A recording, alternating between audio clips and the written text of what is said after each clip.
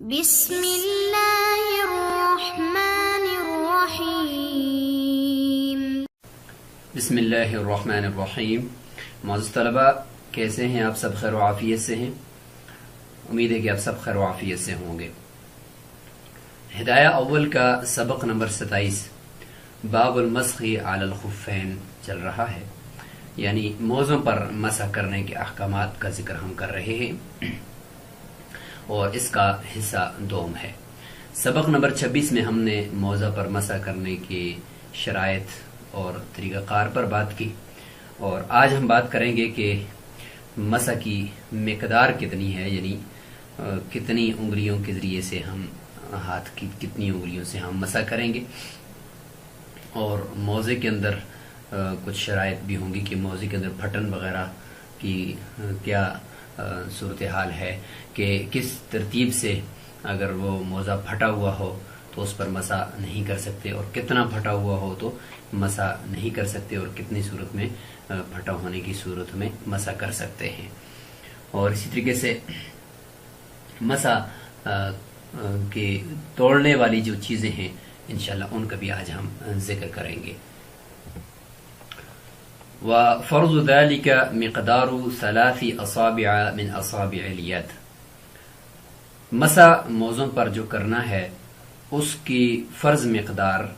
وہ ہاتھ کی 3 انگلیاں ہیں، ہاتھ کی 3 انگلیوں کی مقدار وہ فرض ہے، اور موزوں کے اوپر کی جانب اس پہ مسح کرنا ہے۔ امام کرحی رحمہ اللہ فرماتے ہیں من اصابع الرجل، پاؤں کی 3 انگلیوں کا اعتبار ہے، چونکہ پاؤں پر مسح کرنا ہے تو ان کے نزدیک پاؤں کی 3 انگلیاں ہونی چاہیے۔ والاول اصح، پہلا قول احناف کا یہ زیادہ صحیح اور مفتبی ہے کہ ہاتھ کی 3 انگلیوں کا اعتبار ہے، اعتبارا لآلۃ المسح، مسح کا جو آلہ ہے اس کے اوپر قیاس کرتے ہوئے۔ مسح کا آلہ وہ ہاتھ ہے، کیونکہ ہاتھ کے ذریعے سے وہ مسح کیا جاتا ہے، تو جس طریقے سے سر کا مسح ہاتھ کے ذریعے کیا جاتا ہے تو ہاتھ کی انگلیوں کا اعتبار ہے، تو اسی طریقے سے موزوں کا مسح بھی وہ ہاتھ ہی کے ذریعے سے کیا جاتا ہے، تو 3 انگلیاں یہ اکثر ہوتی ہیں ہاتھ میں، تو لہذا للاکثر حکم الکل، گویا کہ پورا ہاتھ ہی ان سے مراد ہے، اور انگلیاں ہی ہاتھ کے اندر اصل ہوتی ہیں، لہذا ہاتھ کی انگلیوں کا اعتبار ہوگا چونکہ وہ مسح کا آلہ ہے۔ ولا يجوز المسح على خف فيه خرق كثير، یہاں سے یہ بیان کیا جا رہا ہے کہ مسح سے موانع کون کون سے ہیں، کن کن چیزوں کی وجہ سے مسح موزوں پر نہیں کیا جا سکتا۔ اس میں سے سب سے یہ کہ موزے کے اندر پھٹن وہ کتنی ہو کہ اس کی مقدار کے ہوتے ہوئے مسح کرنا اس پہ درست نہیں ہے۔ تھوڑی بہت تو چل جاتی ہے، 1 انگلی کی بقدر، یا اس طریقے سے کٹا ہوا ہے لیکن آپس میں جڑا ہوا ہے تو پھر بھی اس پہ مسح کر سکتے ہیں،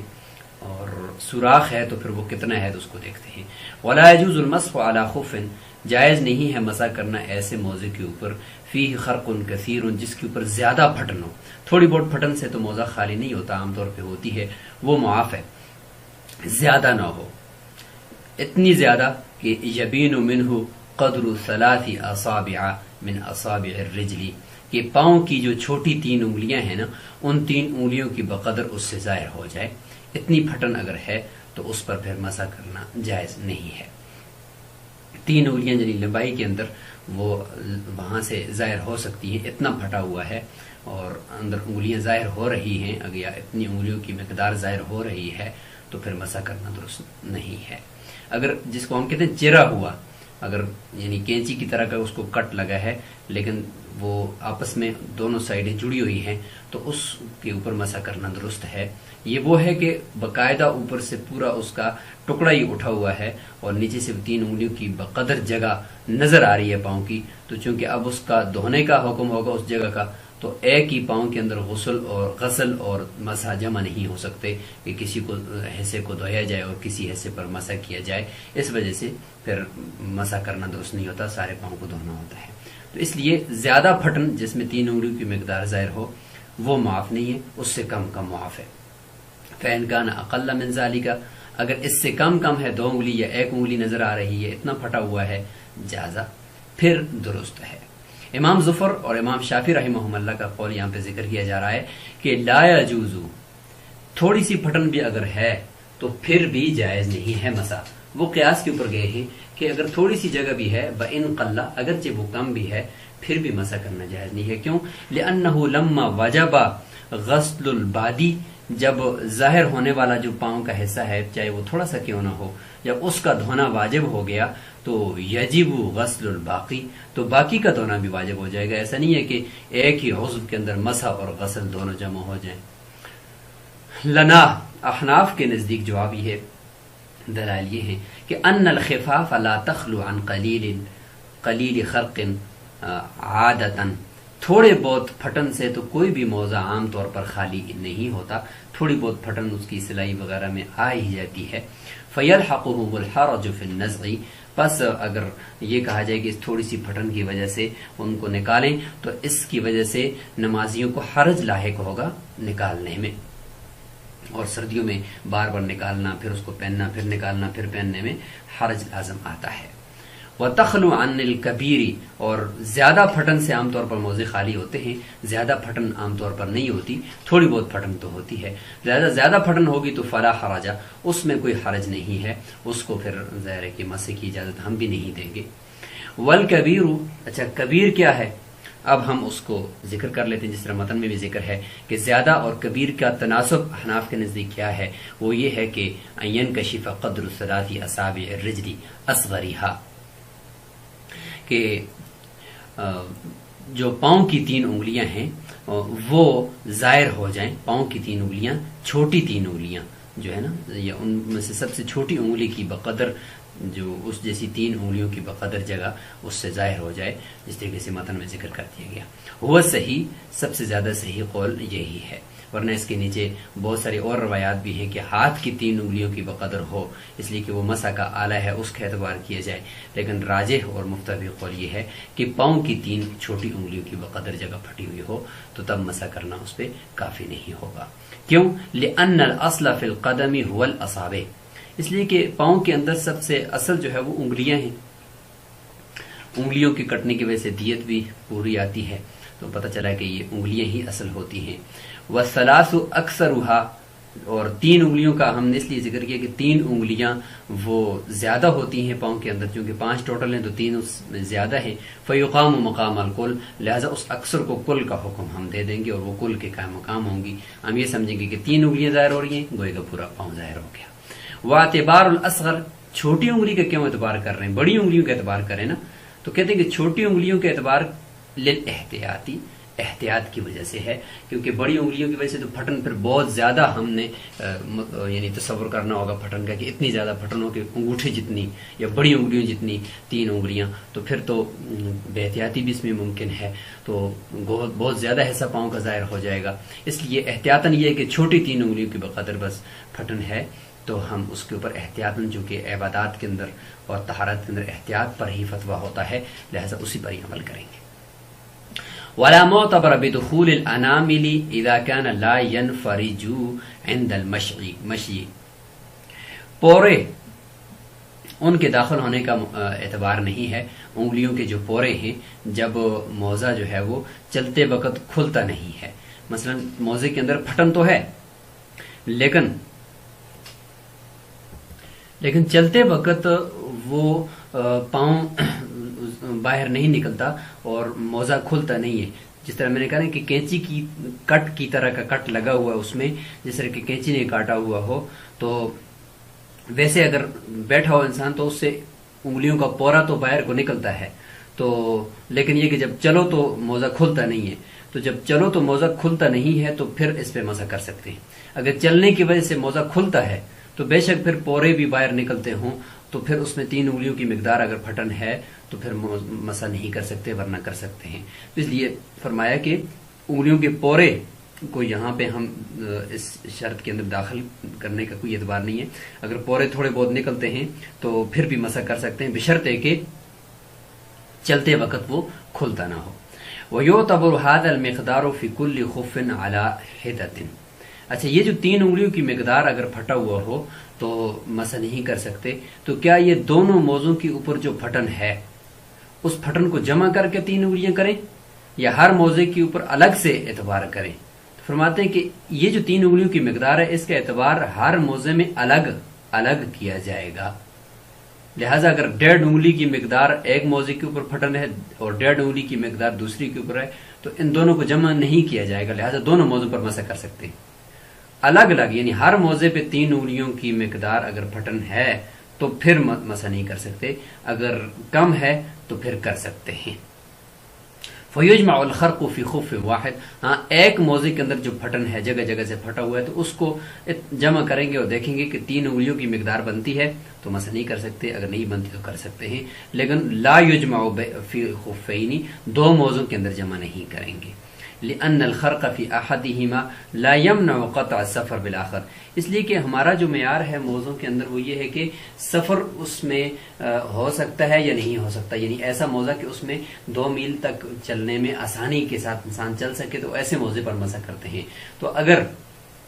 ایک موزے کے اندر پھٹن ہے دوسرے کے اندر نہیں ہے تو ٹھیک ہے، جس موزے کے اندر پھٹن ہے اس کے اندر تو نہیں چلا جا سکتا، لیکن جو دوسرے جس کے اندر پھٹن نہیں ہے اس کے اندر تو چلا جا سکتا ہے نا، جس کے اندر پھٹن ہے اس کے اندر نہیں چلا جا سکتا، جس کے اندر پھٹن نہیں ہے اس کے اندر تو چلا جا سکتا ہے۔ تو ایک کے اندر پھٹن کا ہونا دوسرے کے اندر سفر سے مانے نہیں ہے،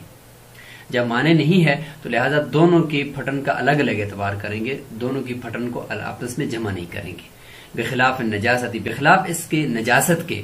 المتفرقہ جو متفرق طور پر نجاست اگر موزے کے اوپر لگی ہوئی ہو، دونوں موزوں کی نجاست کو جمع کریں گے اور ایک درم شمار کریں گے نجاست غلیظہ کا۔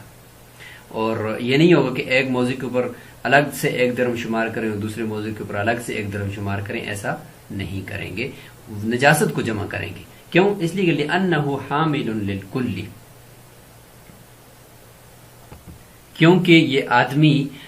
جو موزے پہنے ہوئے ہے جس کے اوپر نجاست لگی ہوئی یہ ساری نجاست کو اٹھانے والا ہے۔ تو یہاں پر موزے پہننے والے سے متعلق ہے یہ نجاست کہ 2 الگ الگ موزوں پہ کے اوپر نجاست لگی ہوئی ہے تو اس کو جمع کریں گے اور دونوں موزوں سے الگ ایک ساتھ اس نجاست کا اعتبار کیا جائے گا اور اس کو جمع کر کے دیکھا جائے گا، 1 درم سے زیادہ ہے تو ان پہ مسح نہیں کر سکتے اور اگر 1 درم سے کم ہے تو اس پہ مسح کر سکتے ہیں۔ جبکہ اوپر پھٹن والے مسئلے کے اندر وہ الگ الگ موزوں کی پھٹن کا الگ الگ اعتبار ہوگا، کیونکہ وہاں پہ ایک موزہ دوسرے موزے کے لیے مانے نہیں ہے سفر کرنے سے، تو وہاں پہ سفر کرنا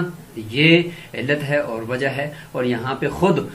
نجاست کو اٹھانے والا جو انسان ہے اس کے ساتھ اس کا تعلق ہے۔ تو اس صورت کے اندر خود اٹھانے والا تو چونکہ ساری نجاست کو اٹھانے والا ہے، لہذا چاہے ایک موزے پہ ہو دوسرے موزے پہ ہو، لہذا دونوں کو جمع کریں گے۔ اور اسی طریقے سے جو سطر کا کھلنا ہے، وانکشاف العورتی، وانکشاف العورتی نظیر النجاستی، سطر کا کھل جانا یہ بھی نجاست کی نظیر ہے، نہ کہ پھٹن کی نظیر ہے، کہ اگر جگہ جگہ سے انسان کا سطر کھل گیا، ران کھل گئی تھوڑی سی، تھوڑا سا گھٹنا کھل گیا، تھوڑا سا ناف کھل گیا، تو کل ملا کر اگر دیکھیں تو وہ اتنا ہے کہ اس سے نماز فاسد ہو جاتی ہے، تو سب کو ملائیں گے اور ان کو جمع کریں گے۔ یہ نہیں ہے کہ ران کا الگ، ایک ران کا الگ ہو، دوسری ران کی کا سطر کا کھولنا وہ الگ شمار ہوگا، نہیں، بلکہ یہ ہے کہ مکمل طور پر جہاں جہاں پہ بھی سطر کھلے گا اس سب کو جمع کریں گے۔ تو یہ دونوں جو ہیں مسئلے، یعنی نجاست، متفرق نجاست کو بھی جمع کیا جائے گا، چاہے 2 موزوں پر ہو یا سطر کھل جائے، چاہے الگ الگ جگہوں سے کھلا ہو، اس کو بھی جمع کر کے مجموعے کو دیکھا جائے گا، یہ بھی نجاست کی نظیر ہے۔ لیکن اس کے اوپر یہ پھٹن کو قیاس نہیں کیا جائے گا، اس کا تعلق وہ اس کے ساتھ نہیں ہے۔ ولا يجوز المسح لمن وجب عليه الغسل، یہاں پر یہ بات پہلے بھی ذکر کی گئی جس کے بارے میں فرمایا تھا کہ آگے ہم اس کو بیان کریں گے، وہ یہ آ گیا کہ موزوں پر مسح کرنا جائز نہیں ہے اس شخص کے لیے جس کے اوپر غسل واجب ہے، جس کے اوپر غسل جنابت واجب ہے، اس کے لیے موزوں پر مسح کرنا یہ جائز نہیں ہے، کیونکہ اس کی وجہ سے تو پورے جسم کے اندر نجاست سرایت کر گئی ہے، نجاست حکمیہ، اور وہ پاؤں کے اندر بھی چلی گئی ہے، تو اب موزے جو پہنے ہوئے گوئے کے اندر پاؤں ناپاک ہو چکے ہیں، تو موزے مانے نجاست تو ہوتے ہیں لیکن رافع نجاست نہیں ہوتے کہ نجاست اندر جو ہے اس کو اٹھا لیں، اس کو الگ کر دیں پاؤں سے، ایسا نہیں کر سکتے، باہر سے آنے والی نجاست کو تو روکتے ہیں، لیکن جو جنابت کی نجاست ہے وہ ایسی نجاست ہے کہ وہ پورے جسم کے اندر سرایت کر جاتی ہے۔ اور دوسرا یہ کہ غسل کے دوران جو کہ موزے پہنیں گے تو اندر پانی چلا جائے گا اور غسل کرنا بھی ممکن نہیں ہے، اس لیے غسل کرنے والے کے لیے موزے بہرحال نکالنے پڑیں گے۔ حضرت صفوان بن عسار رضی اللہ تعالی عنہ کی حدیث بھی ہے، وہ فرماتے ہیں کہ کان رسول اللہ صلی اللہ علیہ وسلم یأمرنا اذا كنا سفرا، کہ ہمیں حکم دیتے تھے جب ہم سفر میں ہوتے تھے، سفرن سافر کی جمع ہے، کہ جب ہم سفر میں ہوتے تھے، مسافر ہوتے تھے، کیا حکم دیتے تھے؟ اللہ ننزع خفافنا 3 ایام ولیالیھا، کہ ہم اپنے موزوں کو 3 دن اور 3 رات تک نہ نکالیں، لا عن جنابت، سوائے جنابت کے، لا عن جنابت کا ترجمہ سوائے جنابت کے، کہ جنابت کی حالت میں ہمیں نکالنے کا حکم دیا تھا، لیکن اس کے علاوہ نکالنے کا حکم نہیں دیا۔ ولکن من بول او غائط او نوم، لیکن پیشاب، پاخانے یا سونے کی وجہ سے ہمیں نکالنے کا حکم نہیں دیا، ہاں جنابت کی وجہ سے نکالنے کا حکم دیا ہے۔ ولی ان عقلی دلیل آگی کہ ولی ان الجنابۃ لا تتکرر عادۃ، جو جنابت ہے انسان کے اوپر جو غسل واجب ہوتا ہے وہ بار بار نہیں ہوتا، عام طور پر ایسے کہ وہ بار بار ہر دن وہ نہیں ہوتا، تو لہذا اس میں موزہ اگر نکالیں تو کیونکہ ہفتے میں کبھی ہوتا ہے تو اس میں اگر موزہ نکالا جائے تو کوئی حرج نہیں ہے۔ حرج تو کس میں ہے؟ 5 وقت کی نماز کے اندر حرج ہے کہ بار بار موزہ نکالنا پہننا نکالنا پہننا، تو اس میں حرج ہے سردیوں میں، ورنہ اس میں تو کوئی حرج نہیں ہے، اس لیے اس کو نکالا جائے گا جنابت کے غسل کی صورت میں۔ فلا حرج فی النزع بخلاف الحدث، لہذا غسل کی صورت میں موزہ نکالنے میں کوئی حرج نہیں ہے، بخلاف حدث سے اصغر یعنی وضو کر ٹوٹ جانے کی صورت میں، کہ لأنه يتکرر، یہ تو بار بار ہوتا ہے، دن میں کئی مرتبہ بھی ہو سکتا ہے، اس لیے اس میں حرج ہے۔ وَيَنْقُضُ الْمَسْحَ كُلُّ شَيْءٍ يَنْقُضُ الْوُضُوءَ، یہاں سے مسح کو باطل، موزوں پر مسح کو باطل کر دینے والی، توڑنے والی اشیاء کا ذکر ہو رہا ہے۔ فرماتے ہیں کہ موزوں پر مسح کو توڑ دیتی ہے ہر وہ چیز جو وضو کو توڑ دیتی ہے، لأنه بعض الوضوء، اس لیے کہ موزوں پر مسح یہ وضو کا بعض حصہ ہے نا، وضو کا جز ہے، تو وضو جس چیز سے ٹوٹے گا اس سے یہ موزوں پر مسح بھی ٹوٹ جائے گا۔ ظاہر ہے کہ یہ پانی، پاؤں پر پانی کے قائم مقام ہے، پاؤں کو دھونے کے قائم مقام ہے، جب وضو ٹوٹے گا تو پاؤں کے اوپر بھی نجاست حکمیہ آ جاتی ہے، تو چونکہ موزہ ہے تو موزہ اس پاؤں کے اندر نجاست حکمیہ کو جانے سے روک رہا ہوتا ہے، لہٰذا مسح خاص طور پر اس کے اوپر سے باطل ہو جائے گا، مسح دوبارہ کرنا پڑے گا وضو کے دوران۔ وَيَنْقُضُهُ أَيْضًا نَزْعُ الْخُفِّ، موزے کو کے اوپر مسح کو ایک اور چیز بھی باطل کرتی ہے، وہ یہ ہے کہ موزے کا نکالنا، موزے کا نکالنا بھی اس کو توڑ دیتا ہے۔ ظاہر ہے کہ جب پاؤں کو آپ موزے سے باہر نکال دیں گے یا اکثر ایسے کو باہر نکال دیں گے تو اس سے یہ ہوگا کہ وہ جو باہر نکالا ہوا ایسا ہے اس کے اوپر دھونے کا حکم آ جائے گا، اس کے اوپر نجاست حکمیہ وہ اس کے ساتھ متصل ہو جائے گی۔ موزہ چونکہ مانے تھا تو موزے سے آپ نے باہر نکال دیا پاؤں کو، تو اب وہ مانے نہ رہا، تو اس لیے پھر مسح باطل ہو جائے گا۔ لِسِرَایَةِ الْحَدَثِ إِلَى الْقَدَمِ، پاؤں کی طرف حدث کے سرایت کر جانے کی وجہ سے، حیث زال المانے، اس لیے کہ مانے زائل ہو گیا تو عاد الممنوع، تو جو ممنوع تھا وہ بھی لوٹ آئے گا، یعنی وہ حدث جو ہے وہ پاؤں تک پہنچ جائے گا۔ وَقَدَا نَزْعُ أَحَدِهِمَا، اسی طریقے سے ایک موزے کا نکالنا، جب ایک موزے کو نکالے گا تو دوسرے موزہ اگرچہ پہنا ہوا ہے تو پورے موزوں کے اوپر مسح باطل ہو جائے گا، اب دونوں موزے نکالنے پڑیں گے۔ ایسا نہیں ہو سکتا کہ ایک پاؤں پہ مسح کریں دوسرے پاؤں کو دھوئیں، لتعذر الجمع بین الغسل والمسح فی وظیفۃ واحدہ، یہ متعذر ہے کہ غسل اور مسح دونوں کو ایک ہی وظیفہ کے اندر جمع کر دیا جائے، یعنی پاؤں کے دھونے کا جو وظیفہ ہے یا پاؤں کا جو وظیفہ ہے اس کے اندر ایک پاؤں کے اندر غسل ہے اور دوسرے کے اندر مسح کیا جائے، اس طریقے سے جمع کرنا متعذر ہے۔ وَقَدَا مُضِيُّ الْمُدَّةِ، اور اسی طریقے سے مدت کا گزر جانا، مقیم کے لیے 1 دن اور 1 رات، مسافر کے لیے 3 دن اور 3 رات، یہ گزر جائے تو پیچھے روایت گزر چکی ہے، تو اس کے بعد فوراً مسح ٹوٹ جاتا ہے، باطل ہو جاتا ہے۔ اب جب دوبارہ اگر مسح کرنا بھی ہے تو دوبارہ پاؤں کو دھو کر، اگر وضو نہیں ہے صرف پاؤں کو دھو لے اور اس کے بعد پھر مسح، پاؤں کو دھو کر موزے پہن لے، اس کے بعد وضو کر لے، اور پھر اس کے بعد جب وضو ٹوٹ جائے تو دوبارہ مسح کی مدت شروع ہو جائے گی۔ وَإِذَا تَمَّتِ الْمُدَّةُ، جب موزے کی مدت مکمل ہو جائے تو آگے کیا کرنا ہے؟ ابھی مثلا ایک بندے کا وضو تو ہے،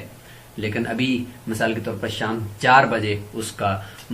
پچھلے دن 4 بجے اس کا وضو ٹوٹا تھا موزے پہننے کے بعد پہلی مرتبہ، تو اس وقت سے اس کا وقت شروع ہوا، اور پھر دوسرے دن 4 بجے اس کا وہ وقت پورا ہوا موزے کے اوپر مسے کا، تو اب اس دوران اس کا وضو تھا، تو کیا اب دوبارہ نئے سرے سے وضو کرے کہ موزوں کے اوپر مسے کا ٹائم تو پورا ہو گیا ہے؟ فرماتے ہیں کہ وَإِذَا تَمَّتِ الْمُدَّةُ، جب مدت تام ہو جائے گی، نَزَعَ خُفَّيْهِ، اپنے موزوں کو نکالے گا، وَغَسَلَ رِجْلَيْهِ، اور صرف اپنے پاؤں کو دھو دے گا، وصل، اور نماز پڑھے گا، کیونکہ وضو تو نہیں ٹوٹا نا، وضو تو باطل نہیں ہوا، صرف ایک پاؤں کا وظیفہ مسح جو ابھی تھا وہ باطل ہو چکا تھا، اس کا ٹائم پورا ہو چکا تھا، لہذا بس صرف پاؤں کو ہی دھونا ہے اور دوبارہ موزے پہن دینے۔ وَلَيْسَ عَلَيْهِ إِعَادَةُ بَقِيَّةِ الْوُضُوءِ، باقی وضو کو لوٹانا اس کے اوپر لازم نہیں ہے۔ وَكَذَا إِذَا نَزَعَ قَبْلَ الْمُدَّةِ، یہی حکم اس صورت میں ہے کہ جب مدت سے پہلے موزے کو نکال دیا، ابھی 24 گھنٹے پورے نہیں ہوتے، پہلے ہی موزوں کو نکال دیا، تو اس صورت میں بھی حکم یہی ہے کہ بس صرف اگر وضو باقی ہے اور وضو نہیں بھی، پھر بھی صرف پاؤں کو دھو کر فی الحال موزے پہن لے، باقی وضو پھر بعد میں کر لے۔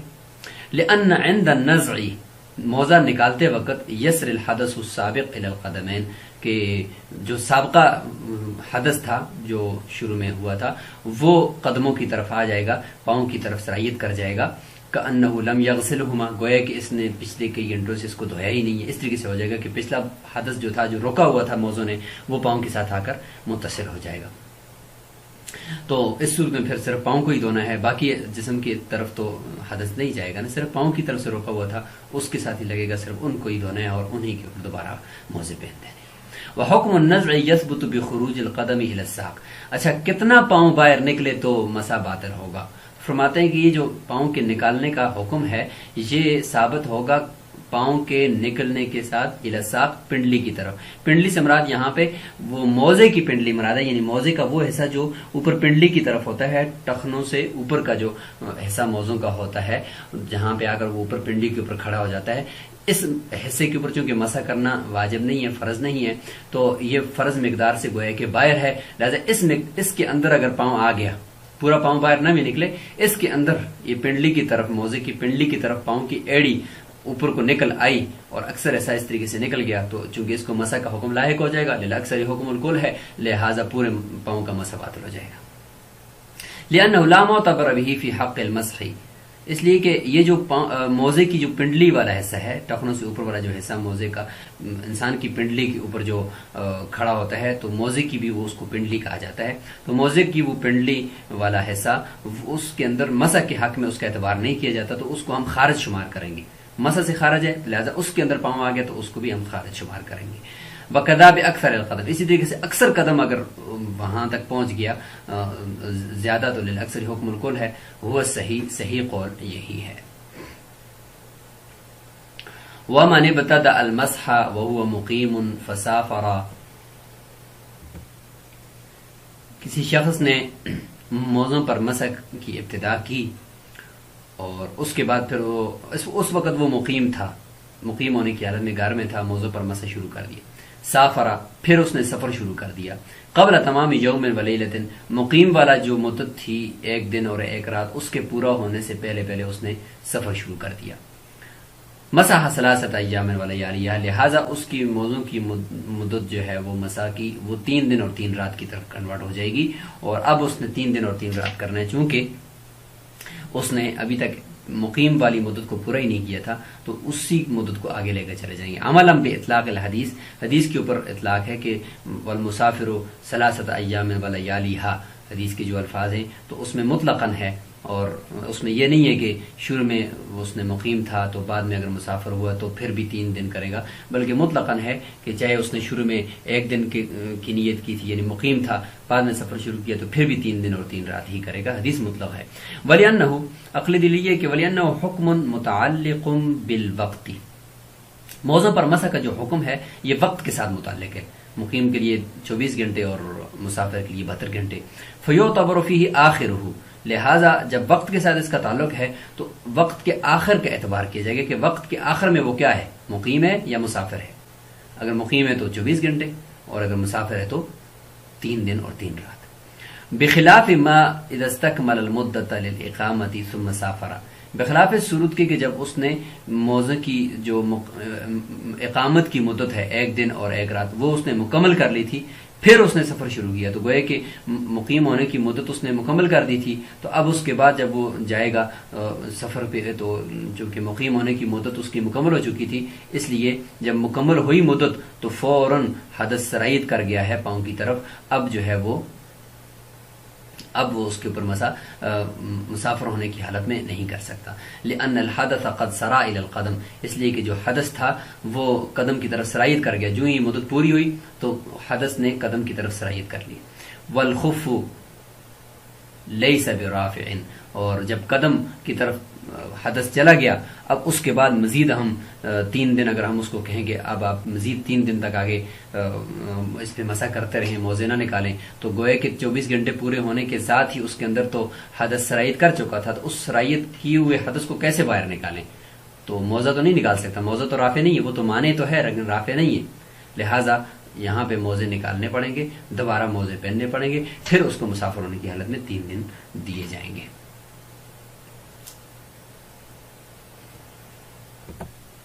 ولو اقام وهو مسافر، اگر وہ مقیم تھا اور اس نے اقامت اختیار کی، وهو مسافر یعنی تھا مسافر اور مقیم ہو گیا، یعنی سفر سے واپسی ہوگی اور اقامت اختیار کر لی، اور سفر کے اندر اس نے موضوع پر مسح شروع کر دیا تھا اور مقیم ہو گیا، اس دوران مقیم ہو گیا، تو دیکھتے ہیں کہ ان استکمل مدت الاقامت، اگر اس نے اقامت کی مدت مکمل کر لی تھی، یعنی 1 دن اور 1 رات تک مسح کر چکا تھا کہ اس دوران وہ گھر پہنچ گیا، مقیم ہو گیا، تو نزع، تو ظاہر ہے کہ اب جب مقیم ہو گیا تو اب اس کے لیے 3 دن تو 3 رات تو نہیں ہے نا، تو ابھی تک اس نے 1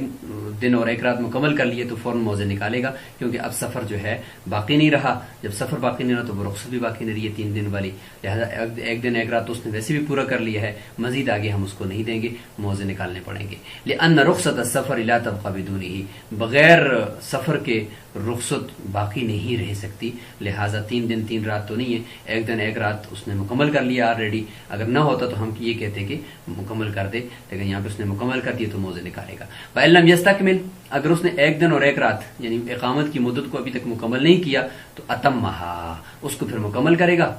کیوں؟ لأن هذه مدت الاقامت وهو مقیم، کیونکہ یہ اقامت کی مدت ہے نا 24 گھنٹے، تو اور یہ ہو بھی گیا ہے مقیم، لہذا اس صورت کے اندر وہ 1 دن اور 1 رات کم از کم پورا کرے گا۔ تو یہ آخر میں 2 مسئلے جو برعکس تھے کہ مقیم تھا مسافر ہو گیا، مسافر تھا تو مقیم ہو گیا، تو موضوع کی مسح کی مدت کے اندر کیا ترتیب ہوگی یہ آخر میں ذکر کر دیا۔ انشاءاللہ اگلے سبق کے اندر ہم موضوع پر مسح کے ضمن میں پٹی اور جرموخ وغیرہ کے اوپر مسح کے انشاءاللہ مسائل پڑھیں گے۔ آج ہم نے مسح کی مقدار فرض کو ہم نے پڑھ لیا کہ کتنی انگلیوں کی مقدار ہے، اور موزہ کے پھٹے ہونے کی حالت کے اندر کتنی پھٹن ہو تو مسح کر سکتے، کتنی نہ ہو تو نہیں کر سکتے، اس سے متعلق ہم نے بات کی، اور اسی طریقے سے اسی کے ساتھ آخر میں ہم نے بات کی کہ مقیم تھا تو مسافر ہو گیا، مسافر تھا تو مقیم ہو گیا، تو اگر مدت اس نے پوری کی ہوئی ہے مقیم کی تو پھر مسافر ہونے کی حالت میں موزے نکال کر دوبارہ پہننے پڑیں گے، اور اگر مسافر تھا مقیم ہو گیا ہے تو اگر مقیم ہونے کی حالت کی اس نے مدت پوری کر دی تو پھر بھی موزے نکالیں گے، اگر نہیں پوری کی تو اس مدت کو پورا کرنا پڑے گا۔ السلام علیکم ورحمۃ اللہ وبرکاتہ۔